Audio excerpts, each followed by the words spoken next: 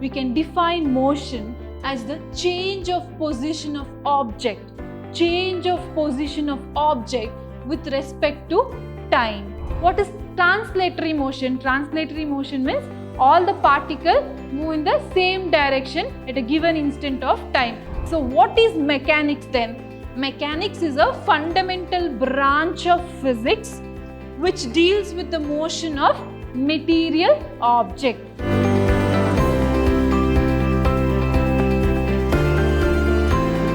Hello everyone, hope you all are doing good. I am Nishmal Anjama, Faculty of Physics in Vidhyaashram Pre-University College, the Temple of Excellence, Mysuru. A warm welcome to each one of you for my session 1 on chapter 3, Motion in a Straight Line. So, in this chapter 3, Motion in a Straight Line, the chapter name itself says that chapter is all about motion. Motion in a straight line, that we consider a rectilinear motion here, one-dimensional motion of the object. We talk about motion in a straight line. That is the meaning of motion in a straight line. We consider a rectilinear motion of the object. Everywhere you see objects moving around you, birds flying, or animals move from one place to another in search of food, shelter, etc. Revolving of earth around sun, one after the other, book falling from the table, etc. etc. Basically, motion is everywhere. Motion is everywhere in the universe. The concept of motion in physics is one of the important topic under classical mechanics. The concept of motion in physics is an important topic under classical mechanics. Did you know that everything in universe is moving? What do you mean by that? I am standing still. I am standing still in the floor. I belong to earth, wherein earth is continuously revolving around the sun. So, we are in motion. That is what we study in this chapter.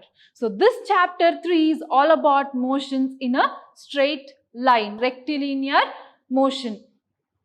So, here, what do you mean by motion? What do you mean by motion? We'll begin a session with the definition of motion. You can see here, we can define motion as a change of the position of object with respect to time. We can define motion as the change of position of object. Change of position of object with respect to time. So, what do you mean by change of position of object with respect to time? So, we can see, to understand the nature of motion, we need to understand the two quantities that we come across, position and time. To understand the nature of motion, we need to understand the two quantities, position and time. Change of position of object with respect to time is what we call it as motion. So, then what is rest?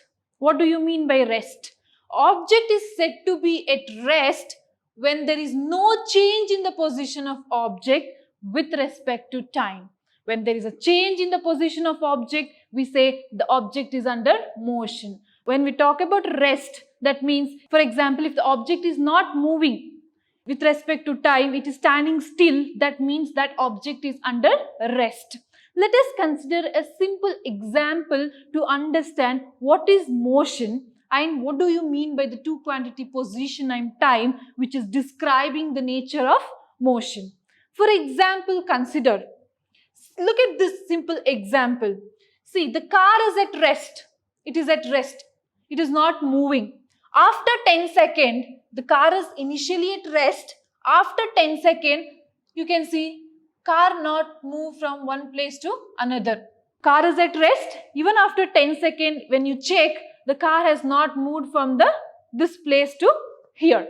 In the second image, you can see after 10 seconds, the car has moved from the initial position, from here to the final position, that is to here. So, that means the car is under motion. That car is under motion. Under motion, after 10 seconds, when you look at, the car has moved from one point to another. Car moved from one place to another. Take the example, for example, I want to travel from Mysuru to my friend's wedding, which is at Bangalore. I want to travel from Mysuru to Bangalore. For example, I want to travel from Mysore to Bangalore for my friend's wedding. So I have to reach Bangalore say by 12 o'clock. I have to reach Bangalore by 12 and I have to leave Mysore say by 9. Say by 9. So I want to travel from Mysore to Bangalore for my friend's wedding. To reach by 12 p.m. I'll leave Mysore for 9 a.m. sharp. This is my initial point and this is my final point. This is my initial point and my destination is my final point where I have to reach. Say for example, I want to travel in a car. I'll move in a car or I can move in a bus, whichever is fine. I want to travel in a car, so I'll make a journey from Mysore to Bangalore. So I am under motion. I am moving from one point to another point with change in time. So that is what we call it as motion, change of position with respect to time. As time increasing, I am moving from Mysore to Bangalore. At 9, I was in Mysore. As time increased, at 11, 12, I was in Bangalore. So change of the position with respect to time is called motion. Then what do you mean by rest? What do you mean by the term rest?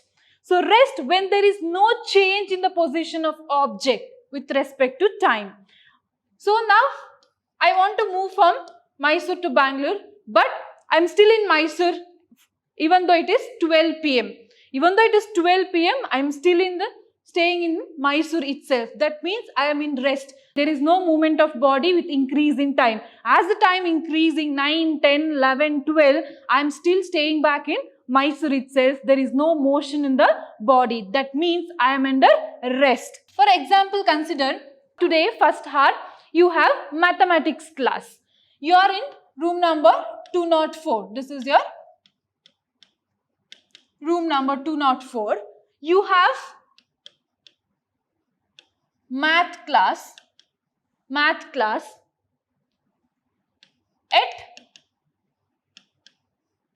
9:30 a.m. So consider this example. In 204, you have maths class during 9:30 a.m. in the morning. So your first hour session is maths. So next hour you have physics. Next hour you have physics at 10:30. At 10:30 a.m. you have physics in room number 205. 205. So students are sitting in 204 for maths class at 9:30 a.m. So next session is physics. Students have to move from 204 to 205 for physics class at 10:30 a.m. That means the position is getting changed. The students were in 204. They were in rest. So for the next hour, they are moving from 204 to 205. That means change of the position. Students have to get up from 204 and move towards 205. That means they are under motion with respect to time. 9:30 maths class, 10:30 they have to move from one room to another room to attend physics class. So that is what change of position means. If they don't have physics class in the next hour, they will remain in 204. Students are not moving from 204. After maths class, you have physics class. You need not have to move to 205. 204 you have maths class, next hour you have physics class. Students are not moving. There is no movement of body. Students stay in 204 itself for physics class. That means they are under rest. There is no change in the position with respect to time. This is what we call motion. So what do you mean by motion? Motion is defined as the change of position of object. Change of position of object with respect to time. Students were in 204. They came to 205 to attend physics class, which was at 10:30. With respect to change in time, students are moving from one room to another room. That means change of position is there. That means I'm talking about motion.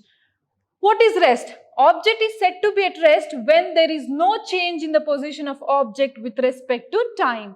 That means students are sitting in 204. Students are sitting in 204. They need not have to shift to 205 to attend physics class. Instead, at 10:30 you have physics class in the same room number. Students are attending the class in the same room number. There is no change in the position of the body. Students are at rest. There is no movement. That is what we call it as rest here.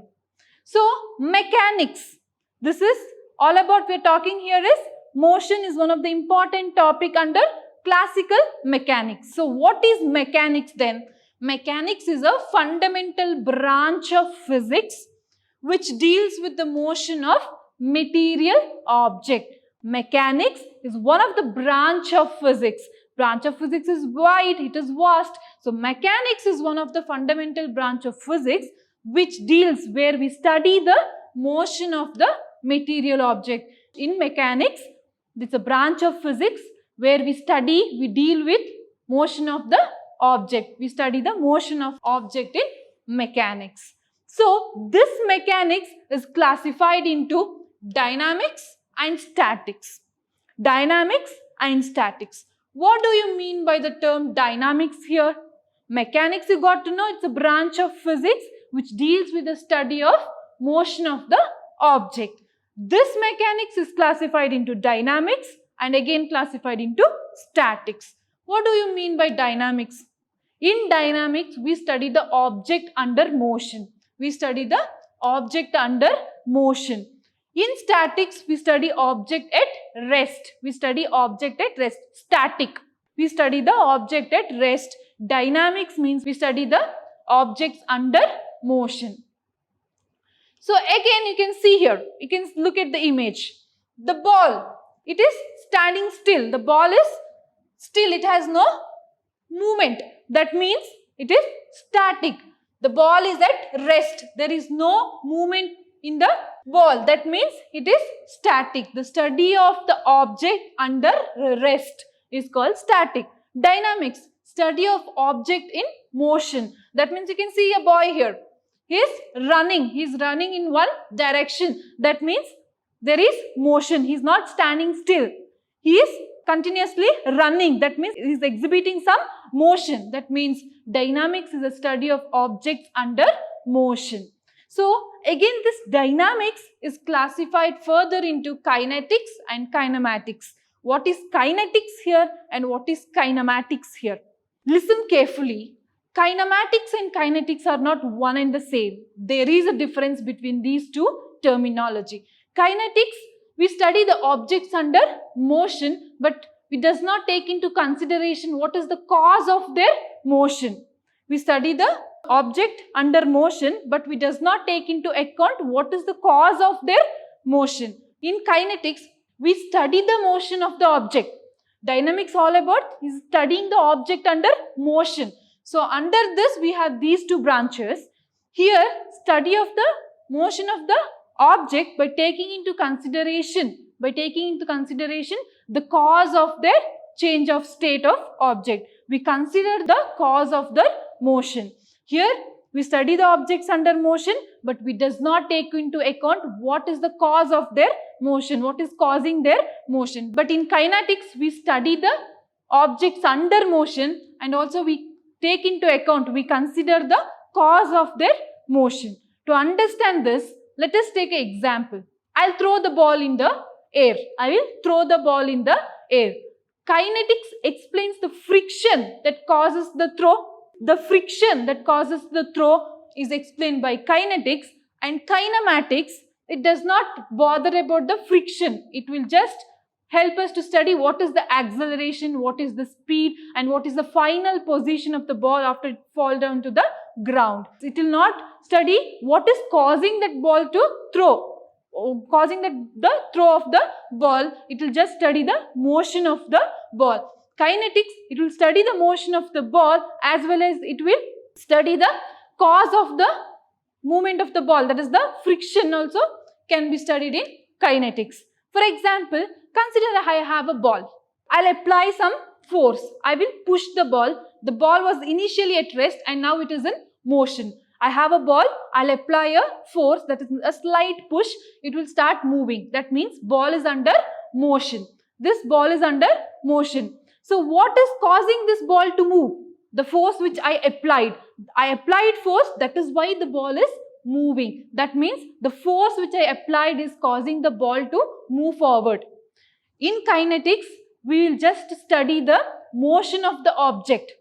Now I have pushed the ball is moving with some speed, with some velocity, acceleration, and will reach the final position. So kinetics will study the motion of the object. It will give the speed, acceleration, velocity of the ball. It will not take into account the force which I have applied, which is causing the object to move.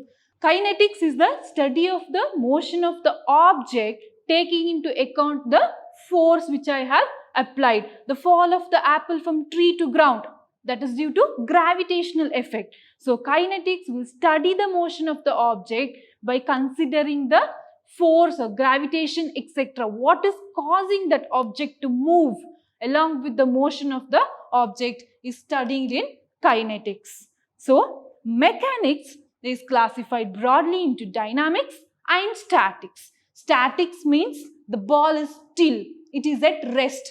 Study of objects under rest is called statics, and dynamics means that study of objects under motion. I am still, I start to run in one direction, that means my body is under motion. I am in motion, that means dynamics is study of objects under motion. Under this study of objects under motion, we have two branches, kinetics and kinematics, which are not same, which are two different terminologies.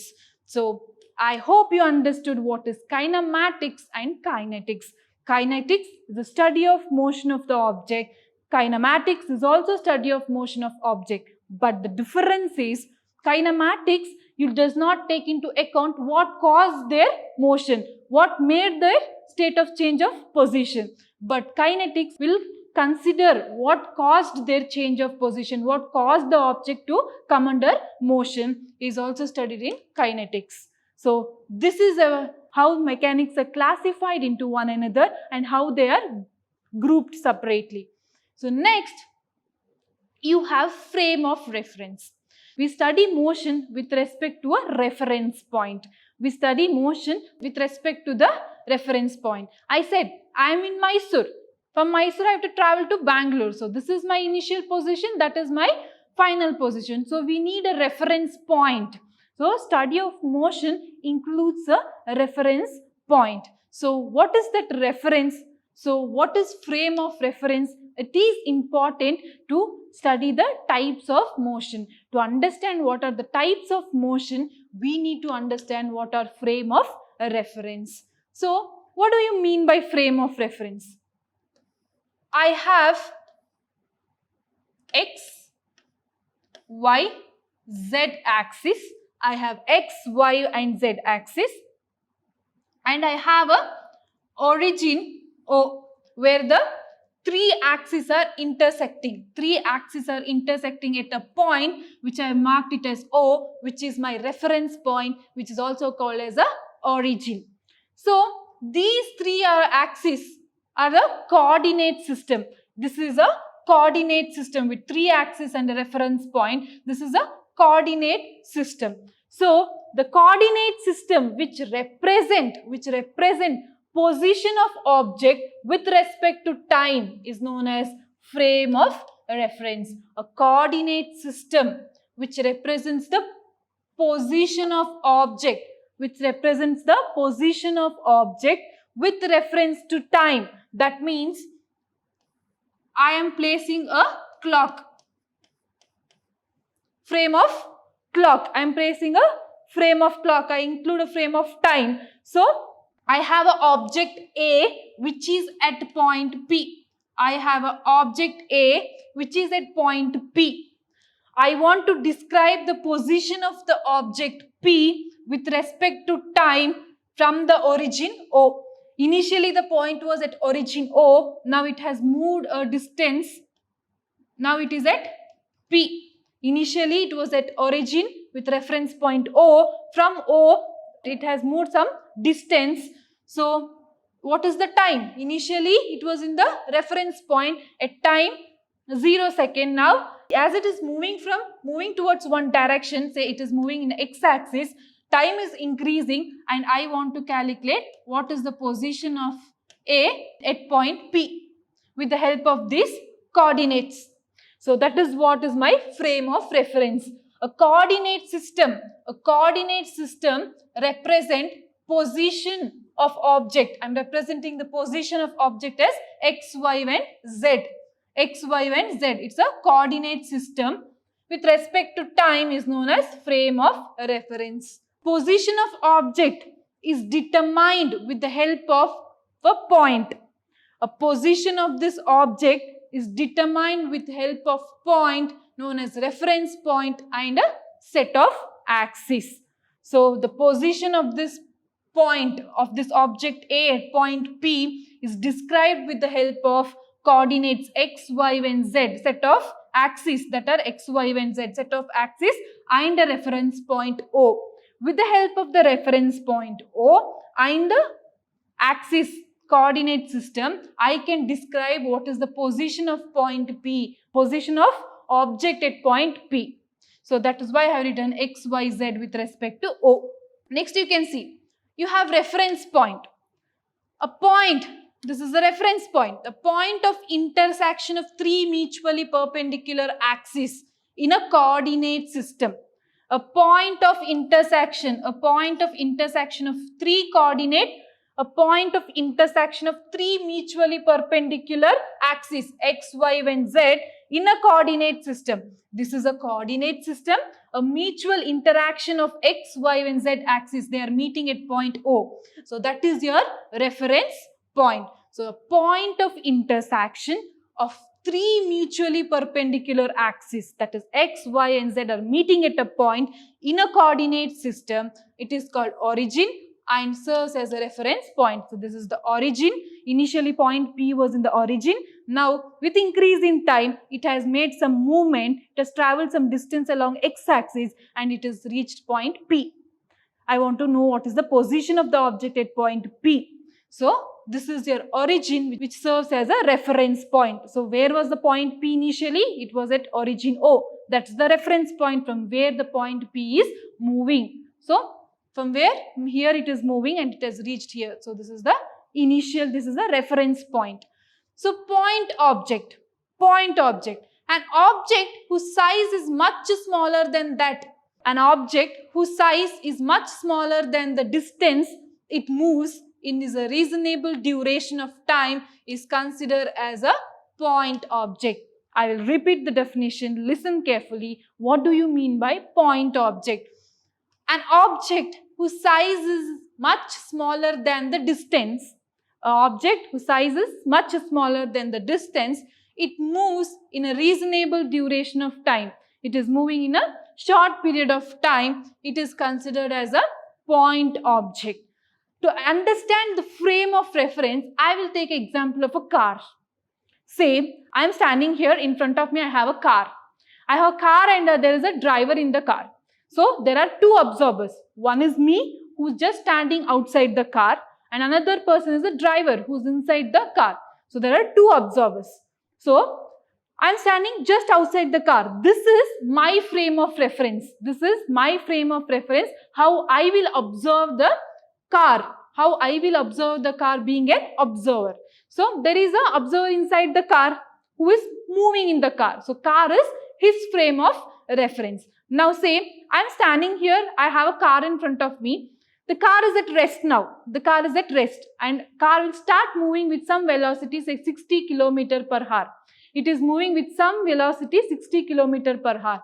When it starts to travel, the driver inside the car, who is the observer, say B. The driver inside the car will feel he is at rest. But for the observer A, that is me, who is standing outside the car, I will feel that he is moving with some velocities, with some speed. So that is what we call frame of reference. From his frame of reference, the car is at rest. From my frame of reference, from outside the car, when I see the car is moving with some velocity. Similarly, consider the example that I have given here with an aeroplane and a boy standing on the ground. An aeroplane is the frame of reference. So, there are two observers here. So, this is Earth. Say this is Earth. So, a man is standing in the Earth. So, this is observer A. So, this is aeroplane. This is aeroplane. There is observer B who is traveling, sitting inside the aeroplane. There are two observers. Now, how will they make an observation from their frame of reference? Earth is his frame of reference and aeroplane is his frame of reference. You can see I have drawn X, Y, Z coordinate system. So, this is his frame of reference. So, here you have observer B, in ground you have observer A. Aeroplane is the frame of reference as the observer is looking from an aeroplane. So, I have observer B here. He is looking this boy who is standing on the earth, I can see that the boy is going backward. For the observer in the aeroplane is moving with some speed. So, for the observer inside the aeroplane who is traveling, he is observing that this observer in the ground, he is moving backward. When you travel in the bus, you are moving with some velocity, but when you see from the window, the trees, the plants are moving backward.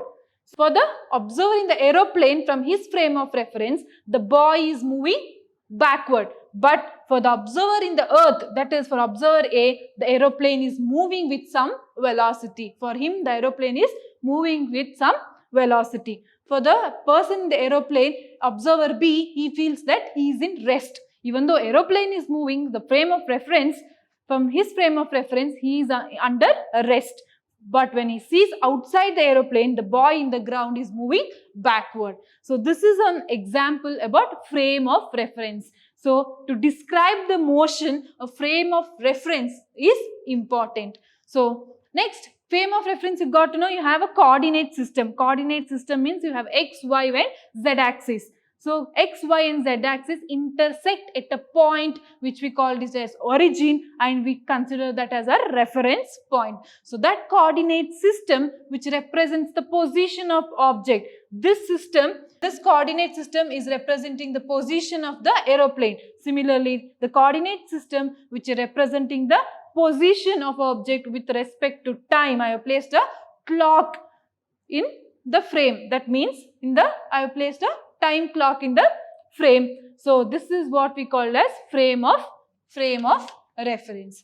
Why we need this frame of reference is because we have types of motion. In types of motion, we classified them based on the frame of reference. Based on the frame of reference, the set of axes, we have classified motion into three types. Motion in one dimension, motion in two dimension, motion in three dimension. What does this 1, 2 and 3 dimension means? Based on the frame of reference. I said you frame of reference are a coordinate system X, Y, Z intersecting. All the three mutually perpendicular axes are intersecting at a point which we called it as origin, which we consider it as reference point O. All the three coordinate system are meeting at a point, say O. So, this is my origin which I consider as a reference point. So, this is your X, Y and Z axis. You have three mutually perpendicular axes now. Motion in one dimension. In this type of motion, what do we do? The first is motion in one dimension, that is 1D. One dimension. In this type of motion, one of the three axes, one of the three coordinate specify the change of position of object. Specify the change of position of object. Since example, a car is moving along X direction. A car is moving in a X direction. So, the change of position of the car is considered as the object. Object is moving in a X direction. 1D means one of the three coordinate system. You have X, Y, Z. One of the three coordinate system is specifying the motion of the change of position of the object, that is car here. When it is two-dimensional, that is 2D.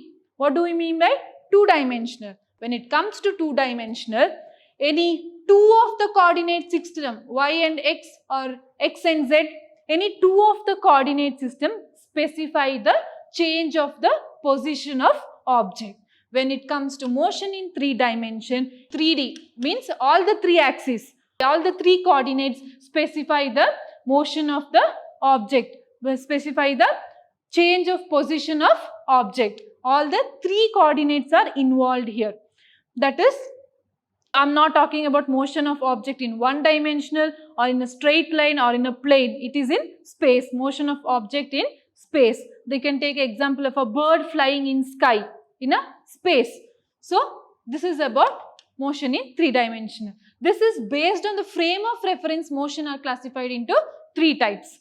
Based on the nature of movement, you can see the examples. Based on the nature of movements, the motion is classified into many types. Few I have mentioned here: vibratory motion, linear motion, curvilinear motion, oscillatory motion, circular motion, rotatory motion. Similarly, you have translatory motion, etc., etc. So, based on the nature of movement, the motions are classified into these many. In this chapter, we study motion in straight line. We consider linear motion. For example, object is moving in a straight line. That means object is moving in a straight line. So, it is a linear motion. When it comes to rotatory motion, take the example of fan. How is a fan? It's a few particles are at the fixed point and other particle starts to revolve around the fixed point. So, that is rotatory motion. That is rotatory motion. How the fan is rotating. It is a rotationary motion. Similarly, you have oscillatory motion. Consider the example of simple pendulum. You have a metal bob.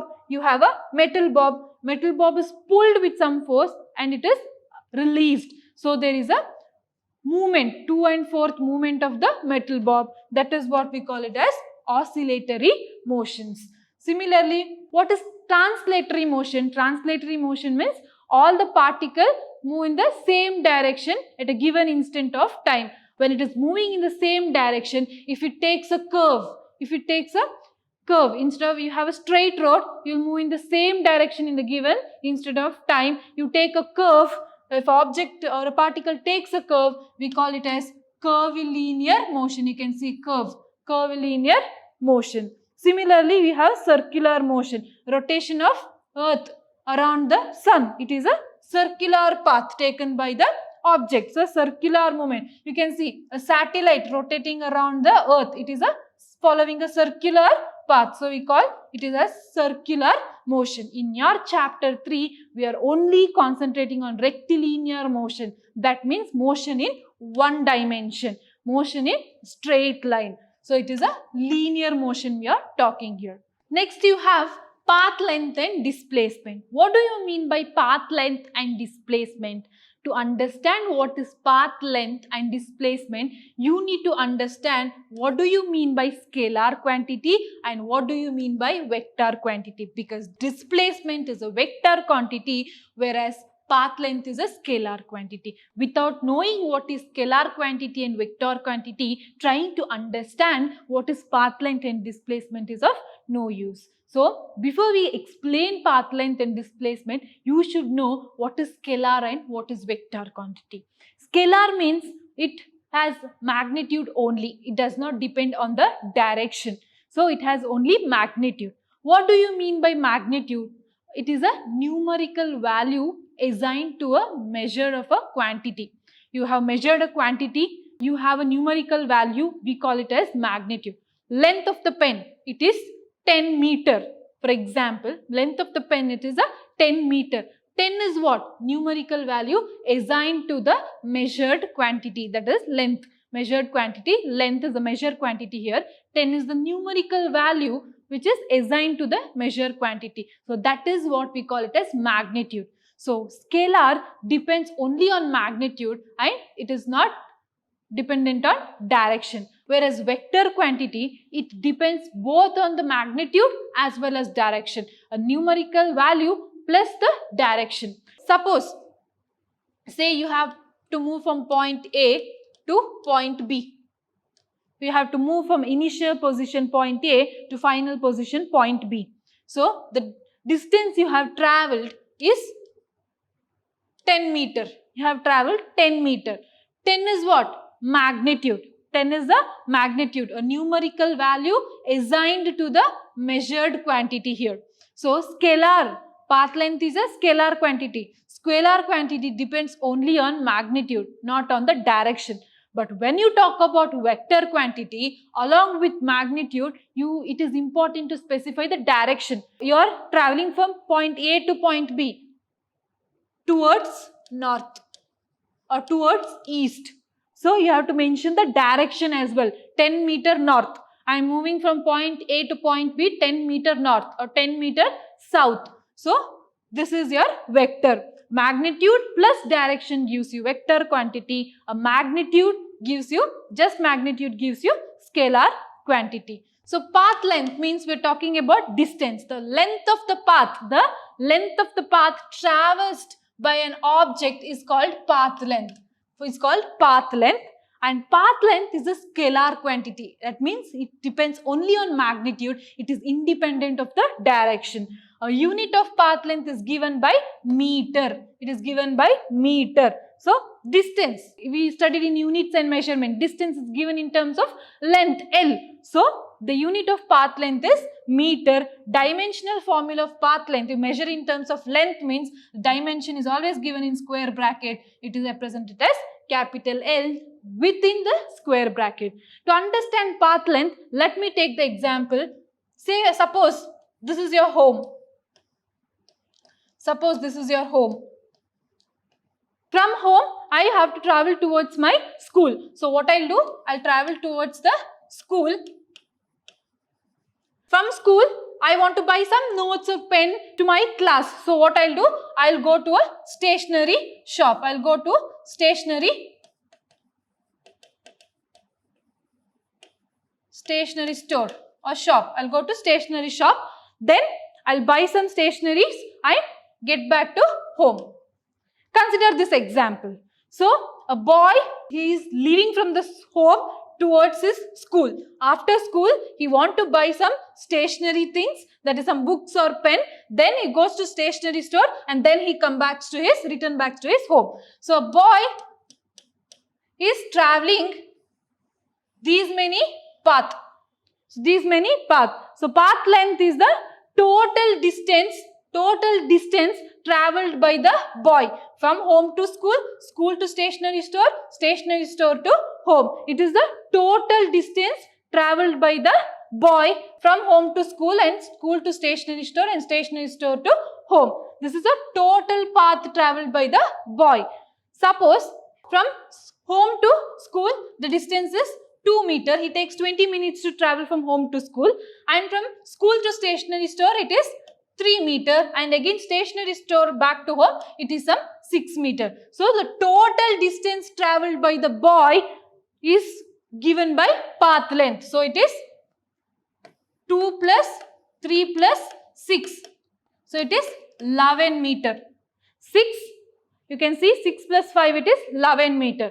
So 11 meter is the total path traveled by the boy. Total journey made by the boy. He is going here to here, here to here, here to here. So total path he is covering is 11 meter.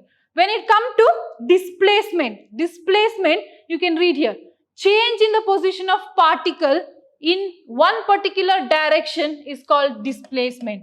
Displacement is a change of the position of particle in one particular direction. Displacement is nothing but change of position. Displacement is the shortest distance traveled by the object. So it is a vector quantity. That means it depends on both magnitude and direction. If you look at here, this example, a boy is traveling from home to school, school to stationery store and stationery store to home. Similarly, this is a total distance traveled by him. Similarly, boy starts traveling from home to school. From home to school, he will go to stationery store and back to his home.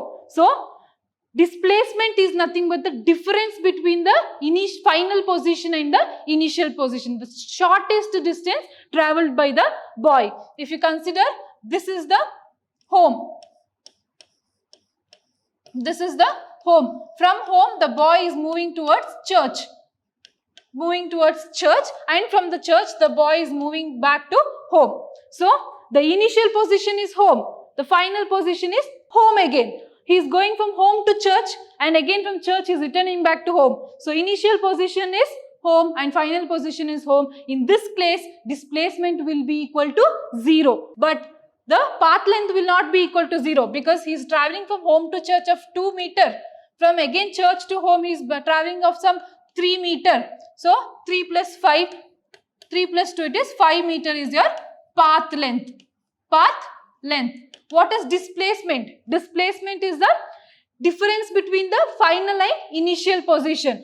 Final and initial position. Displacement is the difference between initial and final position. So, he is going from home to church, and again from church to he is coming back to home. So, his initial position and final position is home itself. The displacement will be 0, but path length is not equal to 0. If you look at this example, which is the shortest distance that boy is traveling. Shortest distance the boy is traveling. If you consider A, B and C, a boy is traveling from A to B, which is 4 meter. From B to C, which is perpendicular to AB, it is 3 meter. So, from A to B he is traveling, B to C he is traveling. So, total path length is what? 5 meter. But when it comes to displacement, from C he is coming back to A. So, this is some 5 meter. So, which is the shortest distance the boy is following to reach C. I am not bothered which path, which road did the boy take. I am just bothered about the shortest distance the boy followed. That is, from A he want to reach to C. So, he went to B, then from B he went to C. So, that is the total path length. But from A he can directly take the shortcut to C. This short distance we call it as displacement. Sometimes the magnitude, the value of displacement and path length can be same. Sometimes it can be same. This is about path length and displacement. Path length, length of the path, the total path travelled by the boy. Whichever path, road he has taken, the total path. Whereas displacement is the shortest route followed by the boy. Shortcut, that is the difference between the final and initial position, is what we given by displacement. When we tell displacement is vector quantity, vector, this is magnitude. So, the boy is moving 5 meter along AC, along the line AC. Along AC gives your direction. If it is -5, minus gives the negative x-axis. He is moving towards the negative x-axis, and you have positive x-axis. If the object is moving towards negative x-axis, along with the magnitude, mentioning the direction, that is towards the negative side of x-axis or positive side of the x-axis. Mentioning direction is important in case of displacement. So, SI unit of displacement is meter. Again, it is measured in terms of meter, and we have seen this in units and measurement. Dimensional formula of displacement is nothing but L. It is measured in terms of length, which is given by capital L within the square bracket. So, this is about displacement and path length.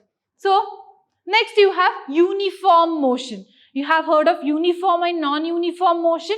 So, what is uniform motion? If an object is moving along a straight line, say for example car, if object is moving along a straight line, it covers equal distance in equal interval of time. It is said to be uniform motion. If it covers equal distance in equal interval of time, we call it as uniform motion. If it covers unequal distance in equal interval of time, we call it as non-uniform motion. If it covers unequal distance in equal interval of time, we call it as non-uniform motion. For example, you can see this line, position, that is position time graph. This is the position time graph, where time is in your, say, y-axis and position is in your x-axis. So, A is nothing but, this is your position and this is your time. This is your time axis. This is stationary object. Stationary object. A car is moving in a straight line. That means it is a straight stationary object. An object in a uniform motion. A B image shows that object in a uniform motion. What do you mean by uniform motion? Say this is your position. This is your time. Say you have 1 minute. You have 1 second.